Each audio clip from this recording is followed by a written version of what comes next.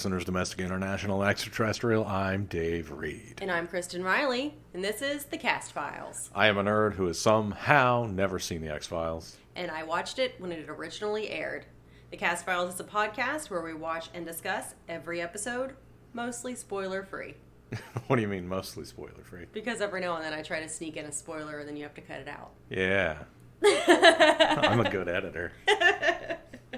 I've chopped the hell out of the recap. I bet. I kept wanting to talk about the other stuff we hadn't been able to talk about yet. Today we are discussing the Season 3 premiere. We did it. we did something. We made it to Season 3. We did. Here we are. Proving haters wrong one episode at a time. That's right. All those haters. All the haters. Haters gonna hate. It's called The Blessing Way. It originally aired September 22nd, 1995. 1 month exact from my 18th birthday. That's insane. I mean, that's just kind of how time works, so I don't think insane's proper. Time is insane. Time is a flat circle. It was written by Chris Carter and directed by R.W. Goodwin. It is about a furious pursuit of Agent Mulder is underway. It's not. And more importantly, the government wants the data tape he carried. Agent Scully, against all odds, searches to uncover his whereabouts, persisting that he is alive when all others deny it. That last part was true. Everything else was wrong.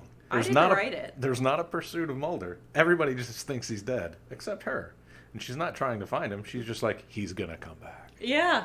Well, IMDb. What a terrible, terrible summary, synopsis, whatever it's called. So the cast, we have a lot of recurring people, but I want to call out 3 in particular. First, we have Floyd Redcrow Westerman. He is Albert Hosteen.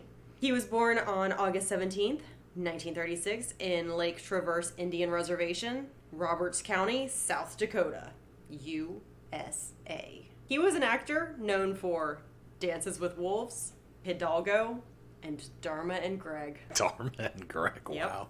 We also have John Neville, a.k.a. the Well-Manicured Man. When John Neville was in his early 60s, Terry Gilliam cast him in the title role of The Adventures of Baron Munchausen. Although the film was a financial failure, Neville's starring role in this major production, as well as his fine performance, led to an explosion in his career. Also, as a cult classic. Is it? Oh yeah, financial failure, but huge critical success. Oh, that's cool. I like that he was in theater most of his life, but I like that his on-screen acting debut was when he was in his 60s. That was his debut? Yeah. Oh, wow. Oh, maybe. I read it as that, but now that you're asking me extra questions, I don't know. You're going to love this next one, though. Ooh, can't wait. This next one's a little bit long, but buckle in. It's a ride. Dakota House. Dakota House, okay. A.k.a. Eric Hosteen. Okay. Dakota was born in a small town in northern Alberta. He now resides in Edmonton, Alberta. He has been acting from age 18 and has worked with such people as Graham Greene, Tom Jackson, David Duchovny from X-Files, and many others who Dakota credits for his learning and knowledge in the film industry. This young man has also traveled to Canada extensively, doing workshops in acting and facilitating motivation, empowerment, and self-esteem workshops, as well as public appearances. Dakota has written 1 children's book called Dancers in the Sky and is currently writing his 2nd. He has just finished filming the 5th North of 60 movie that will be airing in the early months of 2004. IMDb mini biography by D. House. I mean, sometimes you gotta do your own biography. Like, what's his face? Dwayne Barry. Yep. That was so funny. I especially love this young man has traveled Canada. I was wondering when that was written, and then he just finished this thing in 2004. Yep. Yeah, nice. Well, I would like to say one thing before we get going. You remember how in the season 2 finale, we were like, nah, this episode doesn't really treat the American Indians that poorly. Well, They made up for it. I see exactly what they were talking about when they were talking. I guess they were talking about the 3 episodes all as one. Yeah. Because, man, they really go hard in the next 2. It's awful. But what did Chris Carter think? Oh, he thought it was great. He thought this was probably the best episode to date. R.W. Goodwin did a fantastic job directing. And you know what? He'll take a little credit for the writing, too. That is almost exactly what he said. He called the episode one of his favorite episodes to write. He also was very excited about how it explored the character of Fox Mulder and how he would react to the death of his father. And put a pin in that. We're coming back to it at the end. Okay. So, reviews were mixed. Den of Geeks' Nina Sorty noted that the plotline, quote, laid the groundwork for the mythology arc for the rest of the series, unquote, quote, adding that it, quote, brought much more significance to what is to come, unquote. That is probably the nicest that I've seen. I'm more aligned with one of our favorites, Emily Vanderwerf, who panned the episode's pseudo-mystical bullshit. Yeah. And rated the episode a B-, which is actually higher than I had anticipated. She felt that the resolution of the cliffhanger from the previous episode, that of Mulder's apparent death, was poorly handled, and that the character of Albert Hosteen was perhaps the worst in the series. Ooh. Yeah. Brutal. I don't think it was his acting. I think it was his character as written. Yeah, because he was fine in the season 2 finale. He was a good character. And I predicted the tunnel to get out. Oh, did you? I did. I predicted that in the season 2 finale. Yes, you did. So, my predictions are just coming true left and right. They are. How did you feel about this episode? Everything outside of the pseudo-mystical bullshit I thought was really good. Yeah, so about 20 minutes of it was pretty solid. Really good. You ready to get into it? Yeah, and I do have to say there is one scene in the pseudo-mystical bullshit that I enjoy, even though I would not say it's good. I just enjoy it. And I'll mention it when we get there. Okay, you're going to love what Chris Carter says about the next episode. Fantastic. Yeah, but we'll get there when we get there. I bet it's one of the best episodes to date. Oh, just wait. And the director did a great job. Oh my gosh. So we start at the very beginning with some stuff that I'm not going to recap because it was like 8 minutes of voiceover. Okay, I do have a couple comments on the voiceover, though. Okay, go ahead and say some stuff about the voiceover. And we are in Two Gray Hills, New Mexico, with Albert Hosteen and family et al. He talks about how they don't rely on history; they rely on memory. Yes. And sorry, bud, but memory sucks. We know up, down, and all around that memory is not good. That is true. So write stuff down, man. Yes, but also history is not actually It's written by the winners. No. It's written by the colonists. Well. Well, okay, so he and his family are back at their house where we saw them at the beginning of the last episode. And the Men in Black come by and just punch the one guy immediately. Are we calling them the Men in Black? Yes. They just looked like the army to me. Or camouflage and stuff. Wikipedia referred to them as the Men in Black. Okay. Some dudes show up and just I think that takes a little too much responsibility off the shoulders of the regular old American military. Yeah, but the X-Files does that a lot. I guess. Remember in the one with Chester? Fresh Bones. Yeah, in Fresh Bones, how I was like, these guys are garbage. And you're like, I think we're supposed to be on their side. Yeah. And I was like, I am not picking that up at all. Like, I didn't agree with it. I just thought that maybe we were supposed to feel sorry for them. That was pretty funny. There is a lot. And then there's like the, in season 1, where they're using the UFO or alien technology, but it's like, but this poor pilot, this poor guy who's now got a rash. And he was losing his mind. But it's not his fault. Look, man, if I was a pilot and somebody said, hey, do you want to fly some alien technology plane? I'd be like, yeah. Well, who's going to pass that up? If if they came up to me and they said, hey, do you want to drive a alien technology delivery truck? I guess that's true. Yeah. Absolutely, I do. All right. Okay, well, the guys beat up the Hosteen family looking for Mulder. His car's out front. He was here. Scully stops by after the beating, and when she leaves, she is pursued by a black helicopter. It's at night, and they flash the spotlight right in her windshield, and I wish she'd have just, like, put down her visor, or her sun visor. That would have been so good. And then just kept going. Put down the sun visor. They are persistent, so she puts on her shades and just keeps going. It would be great. It's not the rest of the episode, 40 more minutes. It's the helicopter in front of her car.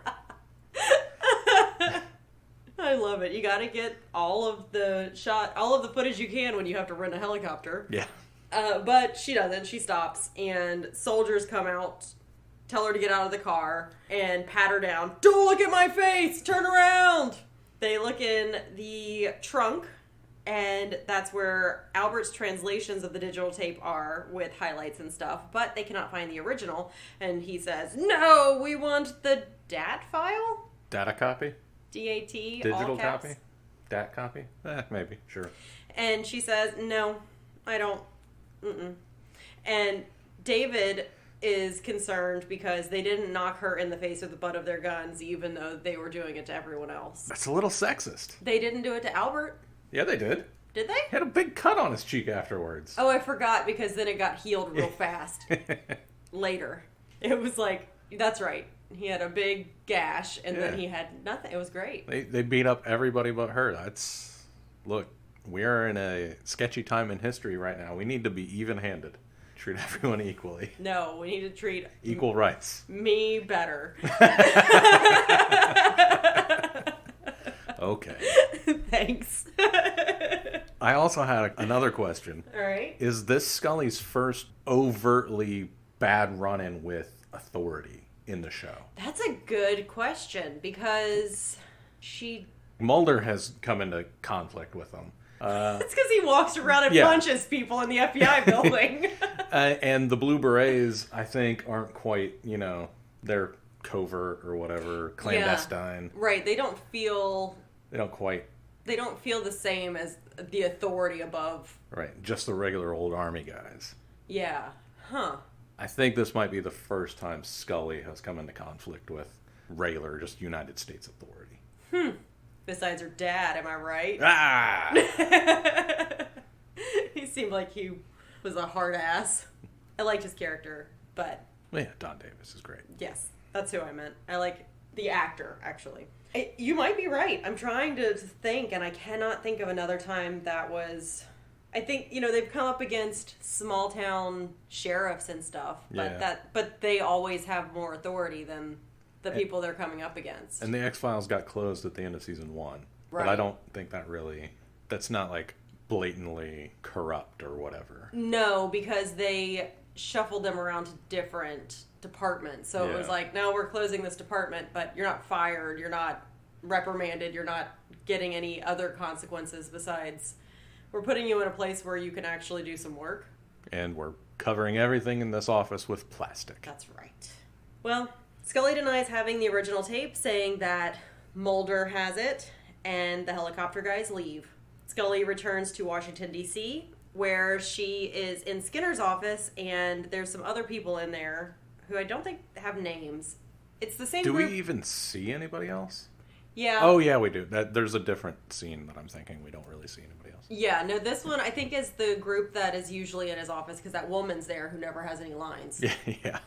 So they do reprimand Scully. They tell her to leave her badge and gun. Does she get paid leave, or is she on unpaid leave? I can't remember. I meant to listen and didn't.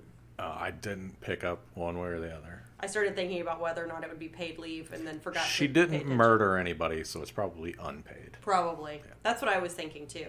Skinner follows her out of the room, and she says, "Who were those people?"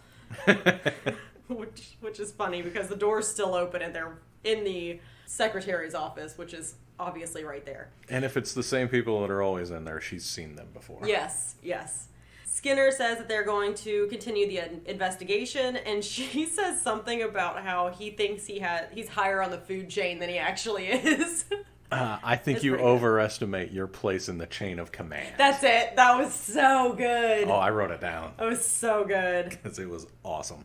So good. She heads to the basement, looking over her shoulder every 3 steps, and into Mulder's office, where she opens the center drawer of his desk and reaches her hands in and pulls out an empty cassette tape. An empty diaphragm case. Yep. Either way, it's not useful for anybody because it's empty. Yeah. I'm sorry that I made that joke several times before we recorded because it got a laugh the first time. Right. But you have said it multiple times. So many times at this point. It's always funny to me because diaphragm is just funny to me. Meanwhile, in New York City, the smoking man appears before the syndicate, who question him over the whereabouts of the tape. CSM lies. We have it. It's fine. It's all good. Everything's good. Mulder is dead. We have the tape. Yep. Turns out there's another terrible voiceover piece here. But what ultimately happens is that I make a stand both times we watch this for how important vultures are to society. You were so offended. Hosteen hates vultures. And you are like, this is bullshit. It is bullshit. Vultures are great. Don't go and grab them. They will vomit on you. But you shouldn't be grabbing large wild birds anyway. So, I mean, that's kind of on you. I guess. They are important to society. Society. We live in one. We do. They're important to the ecosystem. How about that? I agree. And returning dust to dust. No. No, but they are great. That was a step too far. Well. Now I'm anti-vulture. No! You and Hosteen. Yes. Jeez. I'm Team Hosteen. Don't be. This character's pretty bad. We do find out that Mulder is alive but severely wounded. He's been buried under a bunch of foam rocks for several days. He climbed through the tunnel that I said was there. That's true, he did. And he was carrying up a alien-like body? No, a bunch of other aliens in years past, whenever they initially killed them all, climbed through the tunnel. They just didn't make it out. Oh, so he just climbed over the body? Yes. I thought he grabbed one and was like, I'm gonna take it with me! And is like climbing through while holding this thing's hand. I don't think so. The way I read it was the other aliens were trying to get out, but they didn't make it. That makes sense. I still, until like the tunnel would just be littered with bodies. Until you said that, I absolutely thought he dragged it with him. I mean, maybe he did. I just read it the other way. You know what? Both ways are correct. It's Schrodinger's dead alien body. Yep. So he was under the boxcar. Hosteen has Mulder taken to a Navajo sweat lodge to be healed during a blessing way ritual. It's the thing in the thing. Yeah, it sure is. During the ritual, Mulder has ghostly visions of Deep Throat and his father. Deep Throat, he completely ignores. His father, he makes eye contact with and asks if his sister is there, which his father says, no! It was wild. I guess Deep Throat's definitely dead. I'm never going to get my wish that he faked his own death and he comes back. I don't know. Do you think that these are actual visions, or do you think he was just hallucinating people he thought of as father figures while he's... I guess I assumed that this was real because the guys in the background had great outfits. They did. Oh my god. That's the scene I like, because they're in these black leotards with hoods and these silver masks that look just asinine. Yeah. And I loved it. It was great. I absolutely loved it. I would like one of those for just, around the house. Yeah. Walking at night. Pajamas. Yeah. But Deep Throat comes in, and he's eloquent, but he is to the point, and he just directly tells Mulder what is going on. Does he? I wasn't listening. Yeah, he says, do not come back. He says, go back to the living world. Don't That's come right, here. He does. He says, there's truth here, but without justice and action, it's just a deep, hollow void. Oh, that's right. As soon as he said justice, I blacked out. Because anytime this show says justice, I'm like... I thought it was really good. I thought it was a good speech. It was, I thought it was compelling to the character of Mulder of, yeah, I guess I would know the truth, but then I couldn't do anything with it. I don't know that Mulder will do anything with it alive either. Well, he says he's going to. Scully does say several times, and I've also said this, that Mulder wants the truth, but for himself, regardless of who it hurts. That's not justice. Okay. And it's not him doing anything useful. He's just saying that he wants justice. That's all I'm saying. And then his dad comes in, and it's just like he was in the last episode, where he's talking about nothing. This is where I figured out Deep Throat is talking clearly and coherently. Mulder's dad took over bathroom troll duties. He is talking in riddles. Oh, I was like, wow, I was slow on the uptake on that. Mulder's dad has never said an actual coherent thought. No, he took over bathroom troll duties after Deep Throat died. Maybe it's like a Slayer thing where when one dies, there can be only one. The next potential comes up. Maybe. Yeah. The only thing that he does say for sure is that Samantha is not there. Yes. Everything else is, my deep shame is the secret that will haunt you if you continue. It's just like a war criminal to, on his deathbed, be like, but you don't know how hard it was to live with all of this. All of the things that I've done, knowing that I did them. Not even on your deathbed, after your deathbed. But who do you think all the other people were in the background? Oh my gosh, aliens. Aliens? Aliens are important to Mulder? Yes. The important people in his life? They literally are. The next one comes up and is like, skinny legs! Yes, I was about to do that. If you die, Mulder, you can't see no more skinny legs. That's right. Who do you think they were? I wrote the question down. You have to answer it. I literally don't think there's anybody important in Mulder's life. He's not nice to his mom. His dad was garbage until, well, his dad's been garbage in the last couple of episodes too, but we're supposed to believe that they had some sort of really great close relationship, which I don't buy. Oh, I didn't even know we were supposed to think that. Because of how distraught he is and how he's, you killed my father. I don't, I guess I have a different image of what distraught over the death of a parent's going to look like. Yeah, well, how would you know? We all grieve differently. Yes. It's true. I think this is Mulder grieving. He is now the man of the family. Wow. Oh, I don't know. It's not hitting me the same way that Scully's grief did. Right. That's why I'm saying I don't see them having that great relationship and him like grieving horribly. He seems to be doing mostly fine. But if somebody murdered your father, you'd be like, I'm going to find the guy who murdered my father. Oh, it's the Die Hard effect. Okay. Jeremy Irons in the third one is Hans Gruber's brother. Oh, yep. For most of the movie, you think he's trying to get revenge against John McClane, and then they come face to face at the end. He's like, your brother was an asshole. And he's like, yes, he was. Well, then why are you doing all this? Well, just because my brother was an asshole. Doesn't mean you can kill him. Doesn't mean I forget the exact... That's a really good point. Insult he gives. I feel that way. Some New York cop can throw him off a building. It's very true. There's a difference, between not liking one's brother and not caring when some dumb Irish flatfoot drops him out of a window. I agree. Okay, I'm back on board. Because I feel that way not about also about murder, I guess. But I feel that way about when you talk about your family. You can talk about your family in ways that no one else is allowed to talk about your family. It's like, you cannot get on this train that I'm on is a one-person train. You don't have a ticket. No. No ticket. No ticket. Get off. All right. Well, so they both urge him to go back to recover and to continue his search for the truth. At some point, Scully walks all the way to her mother's house. Where does she live? I don't know. I'm assuming suburbs outside of D.C. I had no inkling that they lived near each other. I didn't either. Since they've only shown up 3 times. I know. And then she's like... And when they came over for Christmas, it seemed like that was an event. Right. It really did. Yeah. But now she's walked to her mom's house. And we find out Melissa is somewhere nearby also. Uh-huh. Within quick driving distance. So it's... I don't know. Unclear. Unclear. But Scully walks to her mom's house, I guess from the FBI headquarters after she found the tape was missing. Shows up sometime late.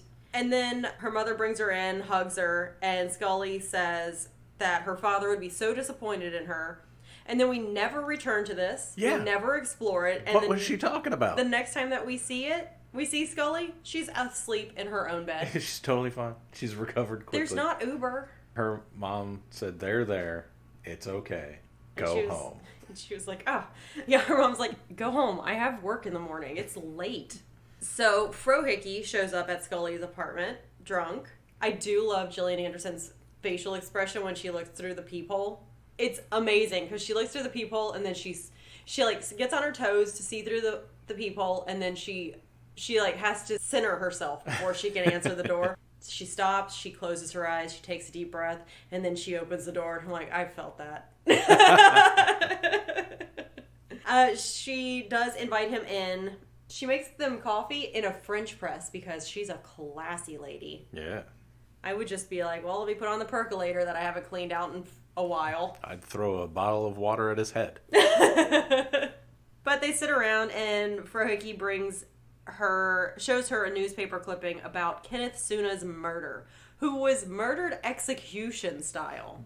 Why would they not make it look like a suicide? This is just blatant. It's really bad. It could have looked like anything. It could have looked like a drive-by. They're Accident. in the city. He could have, DC in the 90s. Yeah, he could have been hit by a stray bullet, and then they would have been like, well, he bled out. I don't know. I think Marion Barry was the mayor at this time. Anything could have happened, but execution style, that's Yeah. That's a choice. That is not a great way to not draw attention to yourself. Right. Execution style. Come on. What are you, new at this? Well, at some point, Frohickey leaves, I guess, and Scully returns to the FBI headquarters the next day to speak with Skinner. She goes through the front door, through the metal detector.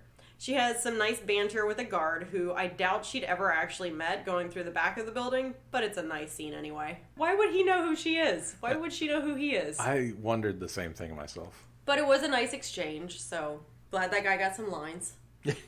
He got his SAG card that day. Yep, pretty happy about that. She sets off the metal detector. They are like, huh, weird. All right, well, go on.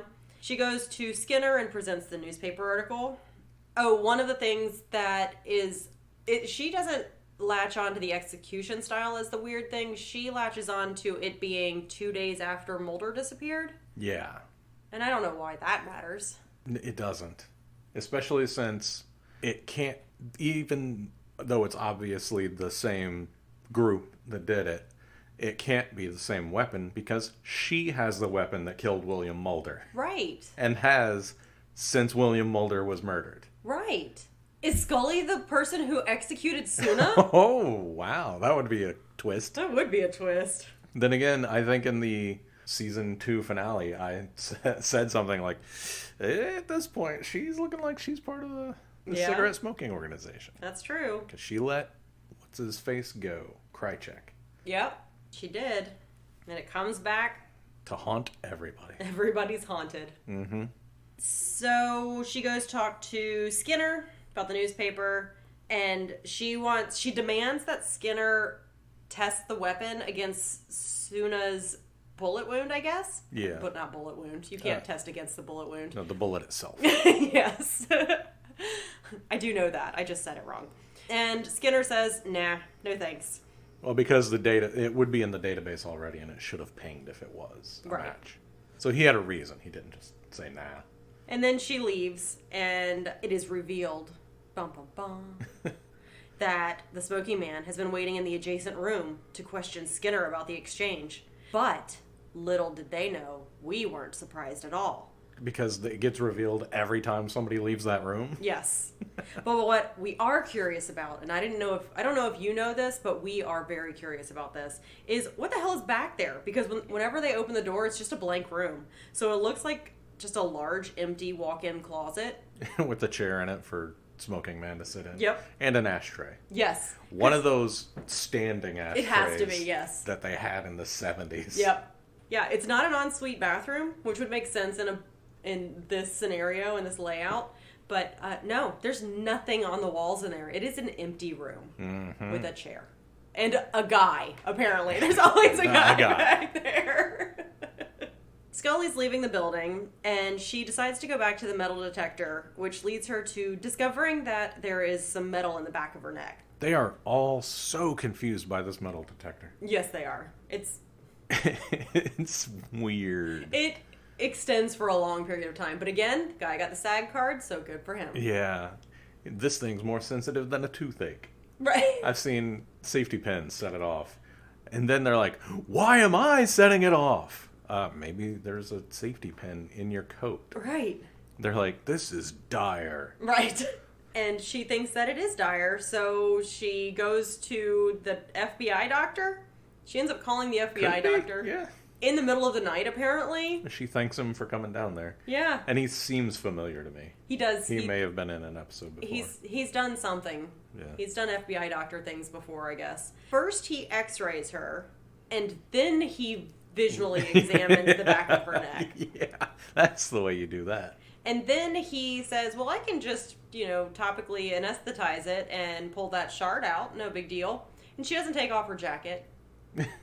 Well, it's right there in her neck. I feel like you would just take off your jacket because even if it's not in the way at that point, you're going to have a little cut, a little incision to pull it out. And so then you might get a little dab of blood on your jacket. Maybe she's looking for an excuse to get a new jacket. Maybe. Yeah. You know how women be. Or an excuse to take her jacket back to the dry cleaners because there's a really hot dry cleaner person there. Oh, okay. Eyebrows, eyebrows, eyebrows. Yeah. Well, that doesn't lead to my women be shopping joke, though. No. So, can't be the case. I see. I'm walking all over your jokes here. Well, I was trying to set you up for it. Well, I wasn't going to say that. Clearly. I know. I like the idea of trying to get a peek at the hot dry cleaner person. Mm. So, the next day, because it's sunny now, Scully talks to Melissa. I think they're at Scully's place. Yeah, Melissa. Yes. I was excited for Melissa. I wrote Melissa ! Oh. Well, Melissa has this whole garbage dialogue. I'm sorry, not dialogue. Has a garbage monologue. She has so much to say here, and all of it's garbage. And she urges Scully to see a hypnotherapist to recover lost memories of how she got a piece of metal in the back of her neck because Scully can't remember. And Melissa's like, maybe you have disconnected from your being, from the essence of who you are. Or maybe she was unconscious when it happened. Right, because she's been in the hospital. Equally as likely. She was in a coma for a while. She was abducted. There's been a lot of times that Scully's been out. Yeah. The rest of my note was, oh, yay, hypnosis. So, the really bad part of this is that Melissa says, just do it for me, which is terrible. Better than Mulder trying to get her to do it. You don't have to go the road. You do not need to go through hypnotherapy by some creepy man for your sister's sake. In case anyone needs to hear it. by knockoff Peter Riegert. I don't know who that is. This guy. This guy is the knockoff of Peter Riegert. Tell those assholes to shut up. Hey, shut up, you assholes! So Scully heads to the hypnotherapist. It's not going well. The guy is, making things up, leading things on, implanting memories. As you do in hypnosis. It's terrible. It's really bad. I am super pro therapy. That's not what this is. So just putting it out there. No, we've been anti-hypnosis from the beginning. I know. We are clear on that. This guy is not a therapist. This guy is a fraud. I thought you were going to use the Q word. No, I've been trying to think of other words. Oh, is the Q word a bad word? If it wasn't, would you call it the Q word? I was doing it to be funny. I was trying to pretend it was a bad word, and then you were like, yeah, I'm not using that word. Like, is it actually a bad word? Oh, man. Well, and then, on top of all of this garbage that's happening, Scully is becoming distraught while she's regressing into this hypnosis. And then the therapist touches her. First of all, don't do that. Inappropriate. Second of all, don't do that. You totally disrupted the hypnosis. Yeah. It was not useful. No, it wasn't. It was terrible. She leaves. Good for her. Upon returning home, Scully finds that Skinner is leaving her apartment building and drives off. She calls him a bit later, and he denies it. It was a good way to let him know that she knew Yeah. that he did that. Yeah. I thought it was good. Why do you think he was there? I think he was there to see her. For the same reason he shows up later. Well, I guess it was good she wasn't there, because then what else wouldn't have happened? Bad things would not have happened. Yeah, that is true. Well, Mulder, back to Mulder, is recovered from the Blessing Way ritual. The ending of the ritual is that he cannot bathe or change his clothes or do any work for 4 days. He has to be an early 20s guy with a week off of work. Yep. Yeah. Hell yeah. I feel like... His punishment is being very relaxed. Yeah. He's gonna smell, but like... Hell yeah. Great. Go ahead and be stinky. Be My stank. dog. Scully heads to Boston to attend Bill's funeral. Oh yeah, there's a lot that happens in this. I completely forgot about this. Where she introduces herself to Mulder's mother, Tina. They not ever meet before? I guess not. Mm-hmm. Yeah, she introduces herself and she tells Tina, don't worry, I believe he'll be back. Which is... I have a strong feeling. Just weird, but at least it wasn't at Mulder's funeral that she said that, because that would be... Oh yeah, that'd be wild. While Scully's still at the cemetery... She's approached by a syndicate member known as the Well-Manicured Man. Ooh, this guy. Who is my new favorite person in the whole series. Yeah. He warns her that she is about to be killed, either by a pair of assassins or by someone she knows. And Scully's like, you're only telling me this because it benefits you. And he's like, yeah. Are you new? So at the beginning of his awesome speech, he talks about information that we want to get out, and she's like, oh, would you kill for it? And he was like, oh my, yes. Yes, it was great. I loved him. Oh my, yes. What a great way to like make someone feel dumb but not be overt about it. Yes. Oh my, yes. Threatened enough to murder? Oh my, yes. It's also threatening. Yeah. But in like the friendliest way. It's great. Oh my. Yes, of course. My exact note was, funeral guy kind of rules? Yeah, he's pretty great. He stays great for as much as we've seen him. Yeah. Oh my goodness. Well... Oh, he does explain that he thinks that the rest of the cigarette smoking organization is being too brash. Oh yes, that's right. And that would be why they're execution style killing Suna instead of making it look differently. They are freaking out. Yes. And he knows they're freaking out. Yep, that makes sense. And he's trying to rein it back in. Yeah. Because he is always cool. Yes. Cool heads prevail. So far. Should it surprise you that my motives are selfish? Motives rarely are. It's great. It is. Tina goes back to her house in Massachusetts somewhere, and Mulder shows up just in her house. She is not surprised to see him. He yells at her in the basement about some old photos of his father standing with some members of the syndicate, and she's like, Mulder, I am fucking exhausted. No, she's not. She's freaking out. Don't make me remember. Don't make me tell you things. Yeah, it was bad. But he was definitely just yelling at her. Yeah, well, it's because he's trying to save his life. Also, and probably hers, too. And also Mulder yells in every episode. Okay, yeah. Well, sure. So she doesn't want to talk, and we don't know if she talks for a little while. We cut back to Melissa and Scully on the telephone. Scully is upset, so Melissa tells her that she's coming over. So then Scully hangs up. The phone rings again, and Scully answers and says hello. And then whoever's on the other end hangs up because She doesn't say hello. No, She says hi. that's what it is. And I'm like, huh? What parallel universe is this where you answer the phone and you say hi? That's right. It was jarring. It would have been less jarring if she'd have said heaven-o. Or ahoy hoy. Okay. If you say so, she didn't. You're right. She Hi. says hi. But the person hangs up because they apparently are also jarred by how she answers her phone. It wasn't Krychek and the other guy. It was somebody that wanted to talk to her, but they were like, what? Click. I gotta start over. I'll call tomorrow when she's forgotten about this. Scully is suspicious and calls her sister back, but Melissa has already left. Melissa Scully actually leaves her home when she says she's going to Yeah, leave her she home. does. What a weirdo. She doesn't do 10 minutes extra of other shit. No, I decided she must have just worn her shoes around her house because she is gone. I'm on my way, and she is. Weird. Don't you have a bath to take or something? Text them, I'm halfway there. Putting your underwear on. I was going to say, as you're still running the bath.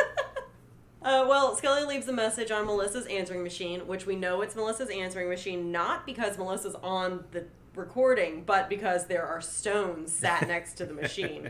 To make good messages come through, apparently. And they aren't crystals, but they are stones. And then Scully leaves her apartment. She leaves real quick, too, but she's trying to get out of there, so her leaving quickly makes sense. And she was already ready to go. Yeah. So that also makes sense. As Scully leaves, Skinner pulls up in his car and tells her that they need to speak in private. Scully gets in his car, and away they go. Not before they telegraph her zipping up her purse where she kept her gun. Yeah. R.W. Goodwin was like, focus on letting everybody know she has a gun. As if she's going to do something with it. She kind of does. Kinda does. And I thought she unzipped her purse. I think she zipped it. Oh, I thought she unzipped it to have it more easily accessible. Or zipped it to make sure that he didn't see that she had it. Either way, both are plausible. Yep. It's Schrodinger's Scully's gun. In the first act. Literally almost through the third act. No, I know. It's not Schrodinger's gun. What is it? Chekhov's gun. Chekhov's gun in the third act. Melissa shows up soon after all of this happens and is shot by Louis Cardinal, who is hiding there with Alex Krychek. Krychek realizes it's the wrong person. Louis is like, what? What's going on? What do you mean? And then they leave. But Krychek's like, oh, god damn it. So was I. That's true. You were. I'm upset that Melissa is shot. Yep, she is shot and bleeding. Meanwhile, Skinner and Scully go to Mulder's apartment. Mulder's front door lock is so loud. I'm also wondering why go there. His apartment has been poisoned, has been bugged. Mr. X. It's still got the masking tape X on the window. With the bullet hole in it? Yeah, that's the least secure place. I would well, not... you know what? Dana Scully's place is less secure. Yes. Wherever she is, because this was a different place than where she got kidnapped by Dwayne Barry. Yes, different place. I think she keeps moving around. Every time she gets kidnapped or damseled somehow, yes, she moves. Yep. But yeah, so that's where they go, which makes the least amount of sense to talk someplace private. I would just assume everything is bugged in Mulder's place. And also covered in his saliva from him just spitting sunflower seeds everywhere. Well, while they're there, they pull guns on each other, well, Scully and she Skinner. pulls a gun on him first. That's right. Gets him to sit down. She has him sit on his hands. Yeah, that's right. Which I thought was really good. I never would have thought of something like that. That's pretty good. No, it was pretty good. That's right. She pulls a gun on him first, believing that he is the traitor the well-manicured man spoke of. He doesn't want to talk. And she says, you have the rest of your life to give me answers. And I loved that. Ooh, good line. Good threatening line. It was really good. And it also reminded me of when I misspoke in that one episode where I was like, what's he going to do? Sit in his car for the rest of his life? Oh, wait, he did. And then his car exploded. And I was like, oops. Yeah. Hers was on purpose and mine was ridiculous. So, but that's what it reminded me of. Then we see some shadows outside the door. Skinner tells Scully that he is in possession of the digital tape, and that's when someone is just outside the door pacing or something. And Scully gets distracted. Yep. And then Skinner pulls his gun on her, and now they're both pointing guns at each other. Ugh. It takes so long to pull a gun from, I assume it's a Docker's clutch he's got on. Because if it's on his belt and he's sitting down, it would take him like 3 minutes to get that thing out. Yeah, and they've got so much material on. Yeah. Everybody has layers and layers and layers. She just sat there waiting for him to get his gun out. Yeah, so to be continued again. Sigh. Yep. All right. Well, you know what? Good episode still. I really liked it, even with the pseudo-mystical bullshit. I think that's a great way to say that. Yeah. I'm going to try to remember it. Well, who are you shipping? I am shipping Mulder and Melissa still. Yep. Anytime she is in an episode, I'm going to ship those two. Even if she gets shot at the end. I shipped Melissa and me, minus the hypnotherapist BS. She seems like a pretty calming force to have around. Oh. It wouldn't have to be a romantic thing, since I knew that you were going to ship Duchovny and Melissa, which now I'm mixing everybody's names up, but whatever. But as her friend, I wrote all of this down. Oh. As her friend, I'm going to let that happen for a bit, but ultimately talk her out of it because Mulder is a fuckboy. Oh. But she could be a good calming influence on him, too. For a little while, until it starts having a negative impact on her, and then I'm going to be like, okay, hon. She already believes in all the woo-woo stuff. Yeah. She can't change him. He is a fuckboy. I'm not saying change him. I'm saying she's already one of him. No. She's not a fuckboy. Except he's excitable and she's calming. It's a good yin and yang. I see. Yeah, that's why I like them together. How are you surviving? I am surviving by doing whatever the hell I want to, because Scully's never going to pull the trigger. Sit on your hands. Fuck you, I'm going to do a dance. I'm surviving by having a cell phone and answering when my sister calls. Fantastic. So, I have a fun little end to this. Okay. What did David Duchovny think? Oh, that's interesting. He didn't do any of this story. Mm-mm. At least credited. Oh, man. What do I know about David Duchovny? Sex Fest. No, that's Fox Mulder. I think maybe also David Duchovny. No, he's a sex addict. Oh. The totally real thing. Got it. I think he didn't really care for it. You were right. Hell yeah! So, David Duchovny was somewhat disappointed with the episode, hoping he would have had a chance to do more in an episode that was primarily a symbolic journey for him rather than a real one. The actor said, quote, "I like the psychology, and I like the thinking that went into the episode as a viewer. As an actor, I felt like an opportunity passed me by. If I had to do any episode over again, it would be that one," unquote. Huh. The actor called the episode in 1995 the greatest missed opportunity they had. Wow. Yeah. Chris Carter disagreed, though. Oh, what a surprise. Stating that Fox Mulder's role in the episode was the right way to do it, and that the dramatic weight for the episode had to shift from Mulder to Dana Scully. Oh, is that what it did? That's what he says it did. Okay. All right. Well. See you next week. The Cast Files is produced by Kristen Riley and Dave Reed. Edited by Dave Reed. You can find us on Twitter at Cast Files. You can find me on Twitter at Dave Reed. That's DaiveReed. You can email us at thecastfiles. That's the with 2 E's at gmail.com. If you could please go rate and review us on Apple Podcasts, give us 5 stars, and tell us that we are doing phenomenal things. Artistic, wonderful things. We are raising the bar on podcasting. We would love you forever for that. We have a TeePublic store. You can go buy t-shirts and stuff there. Music by Hal 6. Logo by @OokaArt. That's OOKAART.